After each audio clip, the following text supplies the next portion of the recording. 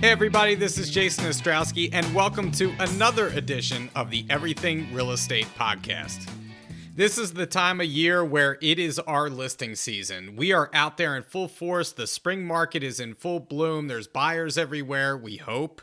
And today, I wanted to talk about something that's unique and challenging in this market, and that is pricing strategies for our listings.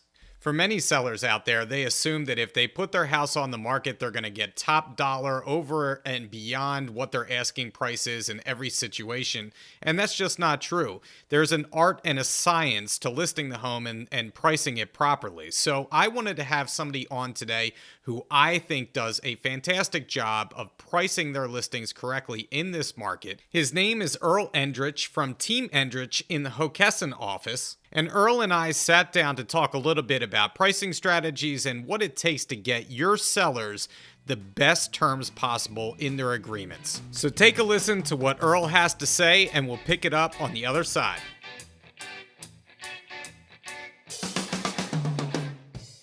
So the interview today, I have a special guest from the Delaware area. It's about time we had a Delaware agent on here. I know we've been trying to get somebody down your way a long time.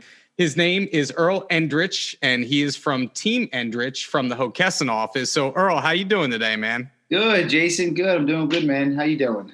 Good. How's business down your way going right now? Is it as crazy as everybody else, or what? Yeah, just like everywhere else, we're nuts. It's great if we're getting listings. It's brutal with our buyers, but we're still making it work, and we're getting our offers accepted, and we're plugging along. So yeah. Yeah, it's definitely good to be on the listing side, but I know it's torturous for everybody. I mean, I just had a listing. Actually, I had 10 offers on over the weekend, and I had people on the buying side in tears, Oh, God, yeah. It's so brutal, just to go through it, whether you're in, on the listing side or the buying side. Yeah, just even having to let everyone know. I mean, you get 10 offers. I mean, one person's excited, and you have to let 9 other people down, and doing that gracefully can be difficult. It definitely is. It definitely is. So speaking of listings, and obviously you'd rather be on the listing side, a couple episodes ago, we had Jeff McDonnell on, who is the manager from our Yardley office. And we were talking about getting listings. We were talking about going on a listing appointment. We were talking about what that takes, what best practices there are. So now you've won the listing, and this is why I wanted to have you on today to talk about certain strategies. Once you get past that listing presentation, congratulations, you got the listing, you're all excited, you go to sign your paperwork with your future clients here, and then it comes time to talk about the listing itself and pricing. And, right now we find that sellers, they hear stuff on the news, they're reading stuff in the papers, they're talking to their friends and family, or they're going even on, Zillow or Realtor.com or some of the other real estate portals, and they see that their property value has skyrocketed. And now all of a sudden, they want to list their house, probably much higher than it's worth. So you have to have that conversation as an agent. So when you sit down to your clients and talk about pricing, where do you start with setting the seller's expectation on where it should be, not where necessarily they want it to be? Well, a lot of times, and I'll explain this to them as well, as I like to look at the actives and the pending sometimes more than even the solds, because it is right now, it has a lot to do with the supply and the demand. The demand is there. The supply is low, and it is very area specific and price range specific. So we'll kind of discuss that. We will discuss what their thoughts are. Of course, if they want, they want 500, and that's what's going to make them move or help them move, then, you want to try to get that for them. But you also have to be honest with them. Is that realistic? And in this particular market, and this is just my opinion, of course, and I've seen it play over and over again, is if you want 500, you may want to price it at, 475 and maybe 450, which is difficult for a seller to hear. Some people are like, yeah, cool, or whatever you think, let's just go with it. And others are like, I don't know about that. So it's a difficult conversation, but I mean, that's kind of my thought process on it too. Yeah, I typically try and give my people a range of where, we think it's going to be, and then give them the option. Do you want to go the strategy you just talked about? Do you want to try and maybe price it at the lower end of where the range where it should be, hoping that we get multiple offers and build that demand, and the price will eventually get beyond to where we were going to list it on the high end of the range, maybe, Yeah. And I know it's a difficult conversation to have because I literally just went through this with my best friend's wife was beating me up about price on her parents' house that I just listed. And I had to tell her, like, you've known me all my life practically. You have to trust that I know what I'm talking about It's a when strategy. it comes to pricing. Yeah, it's a strategy. It's difficult. So do you feel a lot of pushback with that with sellers right now when you're trying to convince them maybe you do price it a little bit lower to drive the price up? Or do you find that people are on board with that? It really depends. I find most people are okay with it as long as I can explain everything to them and explain the dynamics of the buyers. And because realistically, we're kind of building an environment that you want the buyers to be semi-unreasonable, realistically. Yeah. And I may have even heard this on your podcast, but someone said that the listing is a mixture of science and art. Yeah, that's true. You really the science of it is your stats. So we want to figure out what the actual fair market value is. Okay, let's just use that $500,000 one as an example.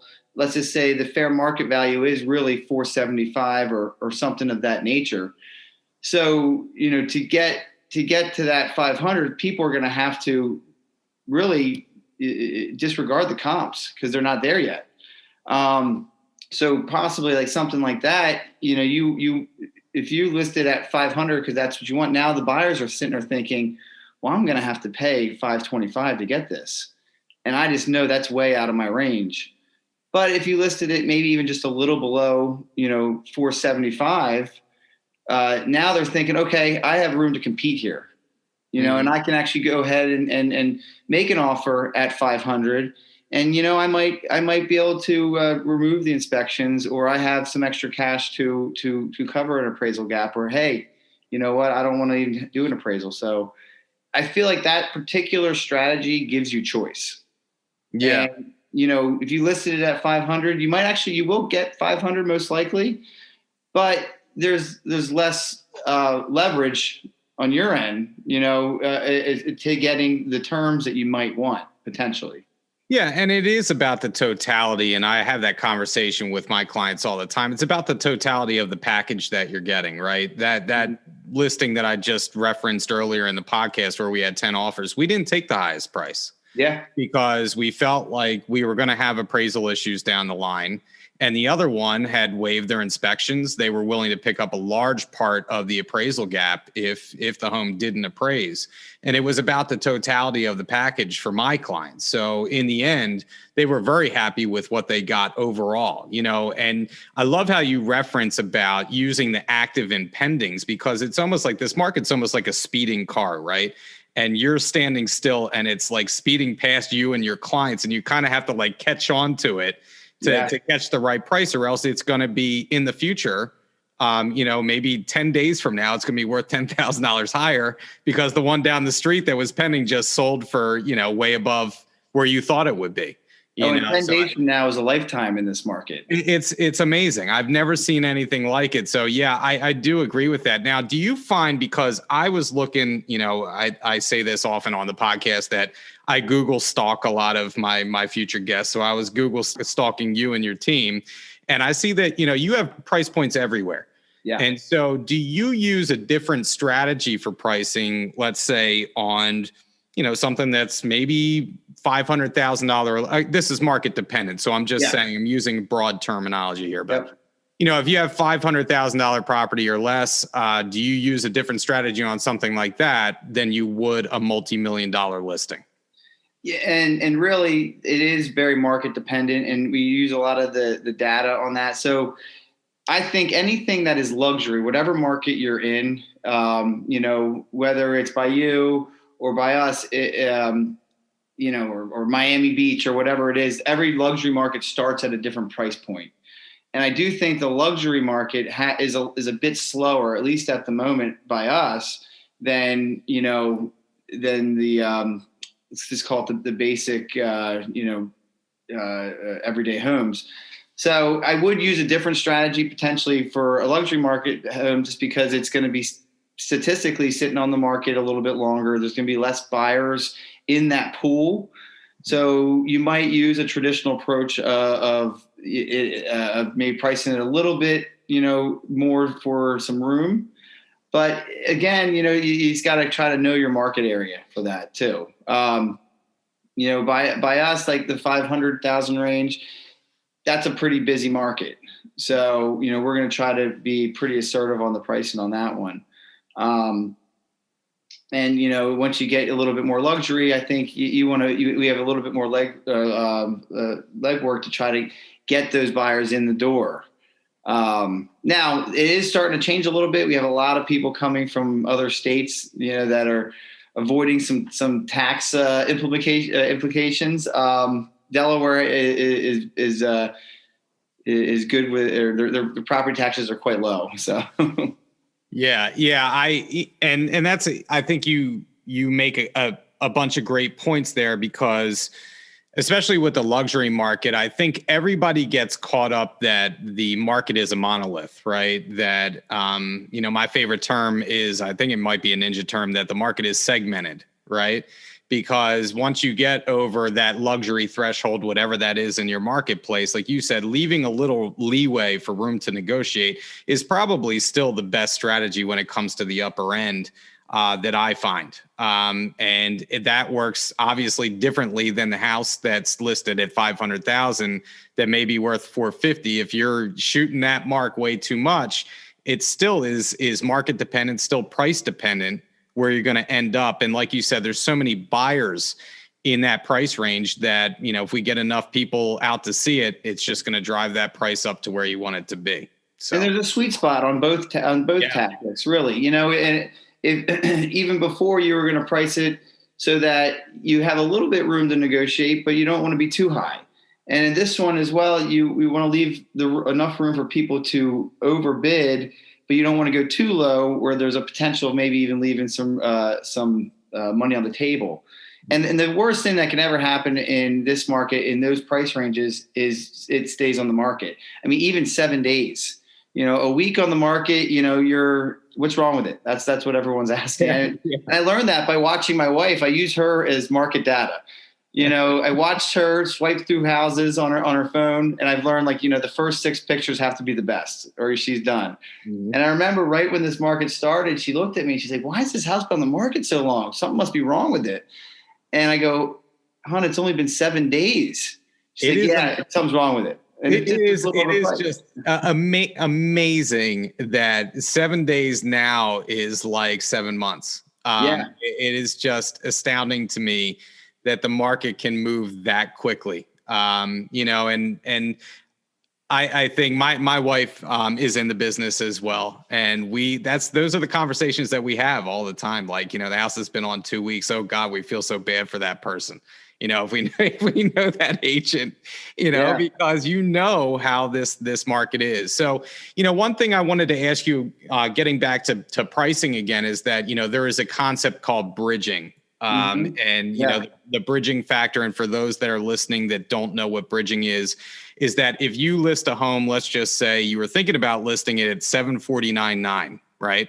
It would make more sense to list it at $750 on the nose, because people search in segments. So, you might have one group that's searching from $650 to $750, and they will see the listing. But if you're listed at $749,900, the people that are looking from $750 to $850 will miss your listing entirely. So if you listed at $750, you're getting both segments of that market. Is that something that you employ, Earl, on your list? Oh, yeah, absolutely. Yeah, I just had one recently when we were looking at it, whether we were going to do the 5 or the 525. And that's, again, we look back at the data, where are all the buyers at? You have most of the people living in that 575 to 525, maybe 450 to 550 range. So we decided on the 500 just because you're getting the most amount of people in the market, and we felt we can get the most buzz, and you're getting more people through. I mean, realistically, you want to get as many people through the doors because you do have the buyers that have made 7 offers and they're like, we just need a house, and they're ready to do almost whatever. And then you still have new buyers coming into the market, and they're not acclimated to the environment yet, which is okay. And, you really want to, obviously if you're representing them, you want to coach them on those aspects, but they're the ones that are going to come through like, I just don't know if this is worth it, and then you have the other ones like, you know what, we're going to escalate up 75,000, $10,000 increments, remove everything, here's, we'll give you 2 years of free Netflix. We'll name our firstborn child after you. And, here's a car. Yeah. So I do have to reference one of our agents. So jokingly, someone said to me in one of my former offices that he would name his firstborn after me if we gave him the house. So, yeah. My sellers really didn't care about that. So, it ended up not mattering that much, but it would have been a nice perk. You know what I mean? Yeah. I mean, next time. Yeah, maybe next time. So when it comes to coming soons, do you employ the coming soon strategy? Do you put a house coming soon for a few days before you go live to kind of test the waters? And do you have it where you are? Do you use, Yes. And I answer that sometimes.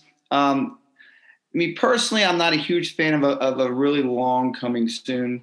I think the longest you can do is 21 days. Mm-hmm.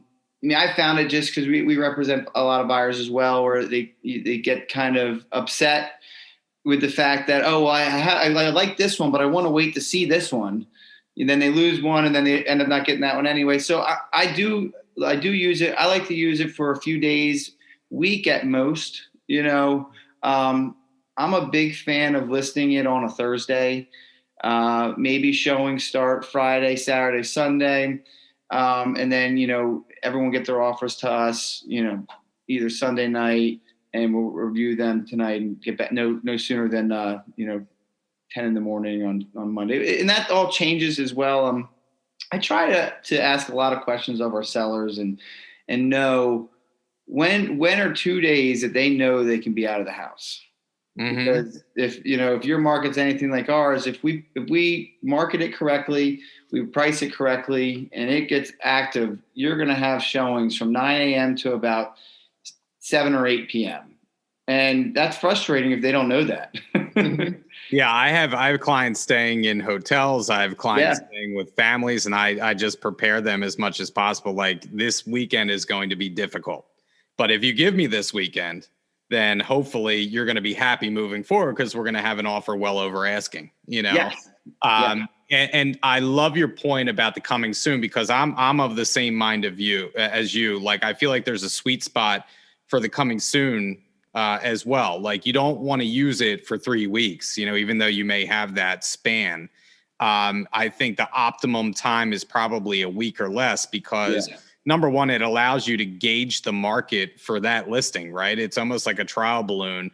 And you can see the feedback that you're getting in real time, right? Your showings, you can set up showings right away, see what your showings are like, and then kind of adjust accordingly, because you can adjust the price up or down during the coming soon, and actually not be penalized for that.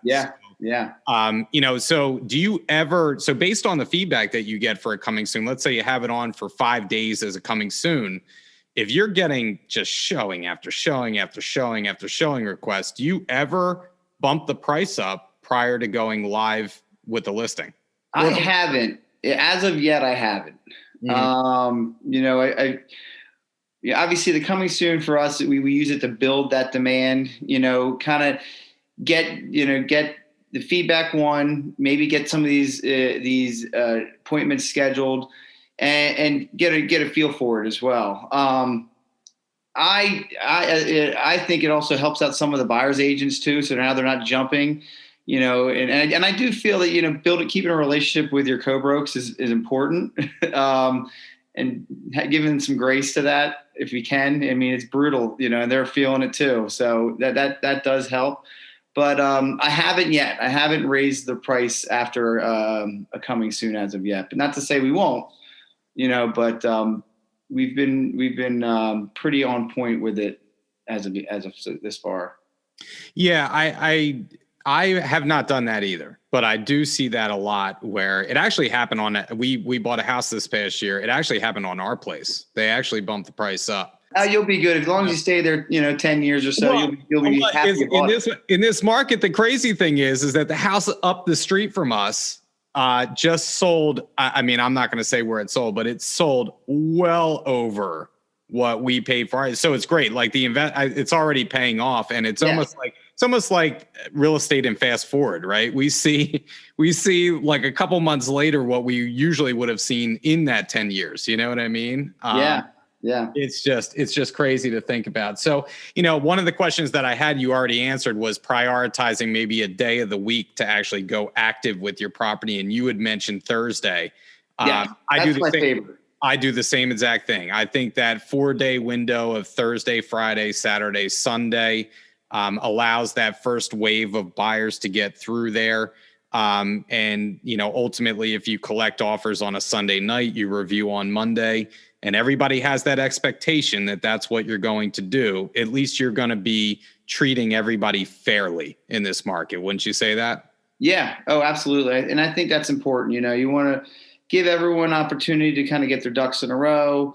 That way, even the buyers agents aren't, they're not rushing around and freaking out, even though they probably still are, but it gives everyone an opportunity to think about it as well. I mean, the one thing is you don't want is someone to rush to get their offer in.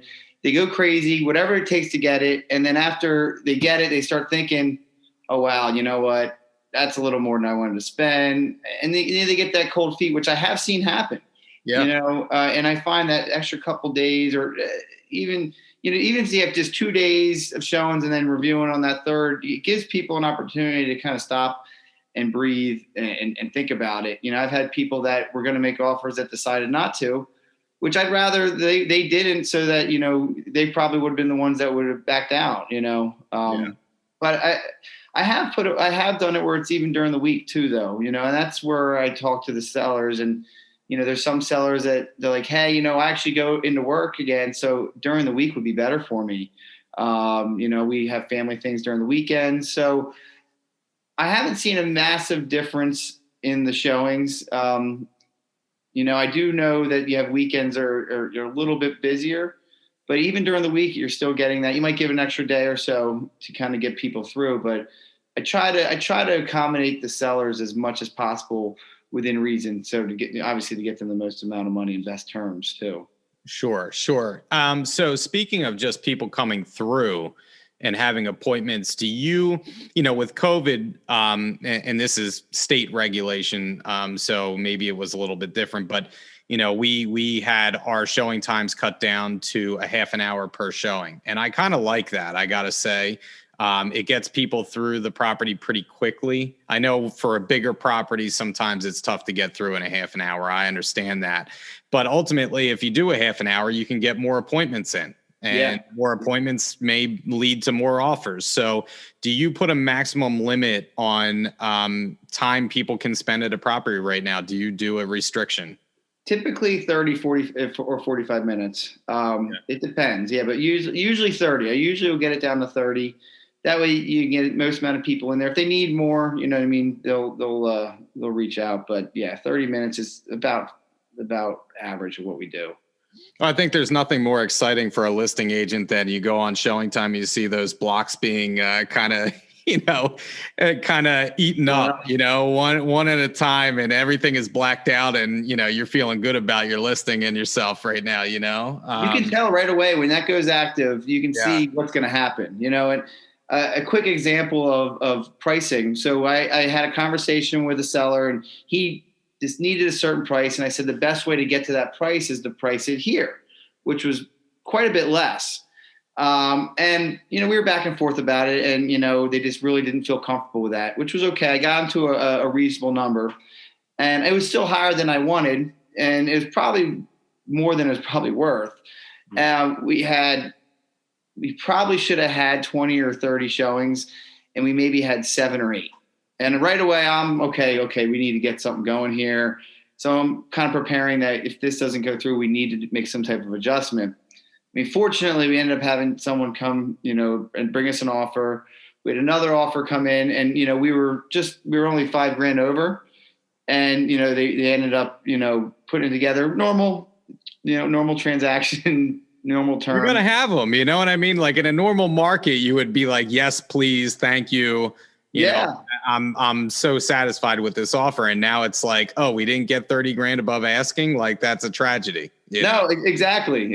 But it's right there kind of affirms my thought process too, though. We got it done. Everything, we got it done. But, I do believe if we were just a little bit less that we probably could have had a little better terms and things of that nature. But no, it's an interesting market. Yeah, to say the least. So, do you hold open houses at all? I mean, I know that again, that's market dependent where you are. There may be some restrictions with opens and how you go about them. But do you feel the need to have them or not? Sometimes, yeah, and it sometimes it depends on the house itself. I feel if it's a little more difficult of a transaction or of a sale, because now's the time to sell those unique homes that maybe aren't updated or have some quirks, let's call that. So we want to take advantage of every aspect we can. And I always looked at open houses differently. Obviously that's a way for agents to get business. So, people on my team, they would help out and they would get buyers. But also I found that it really boosts the algorithm in the third-party sites like Zillow's and Realtor.coms and things of that. Interesting. So we would use it as more of pushing it out there further. So you obviously, when it hits the market on Zillow, it really pushes it up in front of everybody. That's number one. Number two is a price adjustment, which isn't happening as much nowadays. That kind of pushes it in front of everybody. And then number three is that open house. So obviously you have your coming soon. Then maybe it goes live on Friday. And then, if you really want to try to drive it in front of people, then you have that open house, but then it reminds them about the open house. So it's kind of a triple push on building that demand. In Delaware, I believe, unless it's changed since last time I looked, it could be changing right now. I believe the most amount of people they could have in a house was 10 people, counting an agent. Now, most people we're still doing, hey, we're going to do this floor. You can do this floor. Very regulated on masks and sanitizers and foodies and all that, and keeping less than 10. But we still do them, not often. You know, so it really depends on the house. Well, I think that's really good advice because I never really thought of it that way in terms of driving the algorithm up, right? I mean, that's really interesting because in PA, regulation, we were supposed to have one group in at a time. So you would see just lines of people down the block trying to get into these open houses and having to go through one group at a time. And it was starting to really not only anger the buyers, but it was angering some of the neighbors as well. Oh yeah. They have like mobs of people, down their street, and they wonder what's going on. But look, I guess there's benefit to that. And I didn't think of it that way. I think that's a great point that you make there. So I do want to ask you one last question here. It's kind of off the cuff. But what do you think is the most common mistake that agents make in listing properties in this market? I honestly, I do think it is the price, overpricing the house, could push that time frame that people are going to go through there.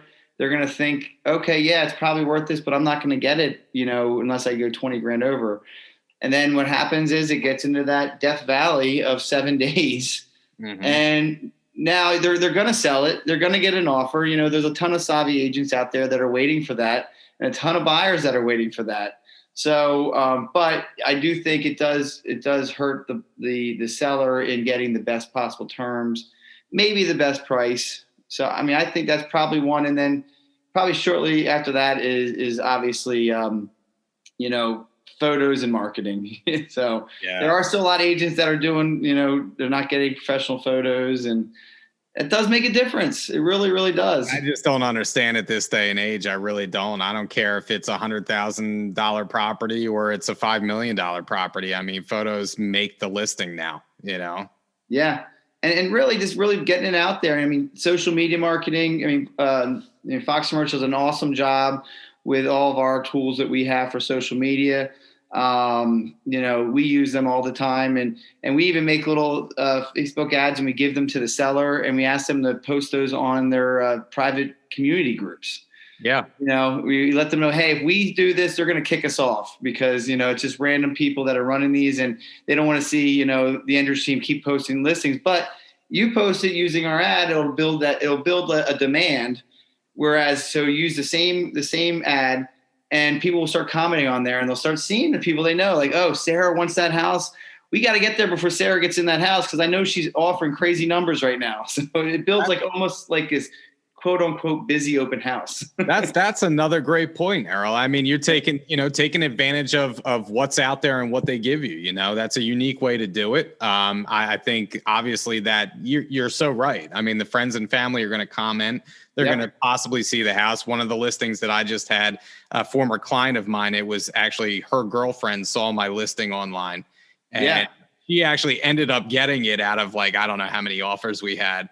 But they were so excited, and my clients texted me, how's she doing? Is she going to get it? And I'm like, oh God, yeah. I can't say anything, but obviously she shared it to her girlfriend and that worked, so I think that's a great strategy as well. I said one last thing before I lied. This is going to be the last thing.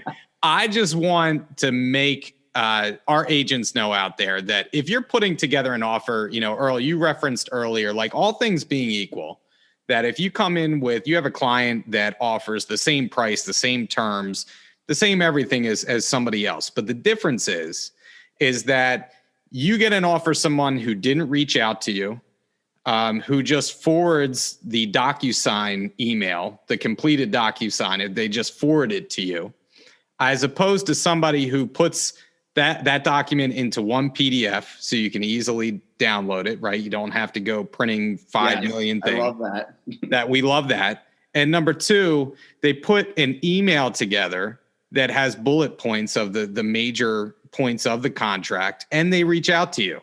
I think if you do that simple, item list there, that task list, that will give you the advantage over somebody else that does far less than that. Wouldn't you say that's true? I personally think it's a massive leg up. Please call the listing agent. You just ask them a couple questions. It's very easy. It helps me understand who you are too. Give me some ideas about the buyer. That kind of, the seller sometimes will ask about it. Some sellers don't care. And then that bullet point and the one PDF, I think is and it's just this small stuff, that you're like, oh, thank you. It makes all the difference though, doesn't it? When you have 20 offers on a property and somebody just is like, okay, here's the important stuff. And here's one PDF. I'm like, oh my God, I love you. You're the best, Yeah. And it just makes you want to work with that person. I just don't understand why agents don't go that extra step and do that. So if you're listening out there, make sure that you're doing that with every offer that you put in.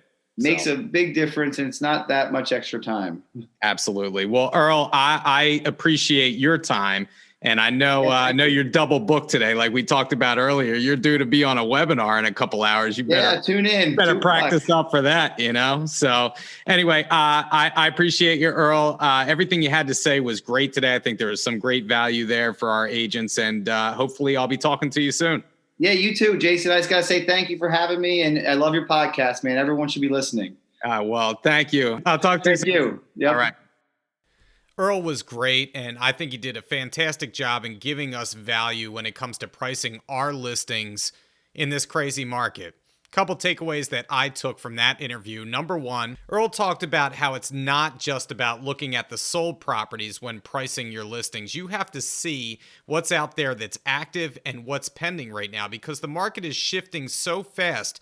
We need to price the home accordingly to where the market is heading, not necessarily where it has been. But in doing so, that leads me to my second takeaway from the interview, and that is to not overprice your listings.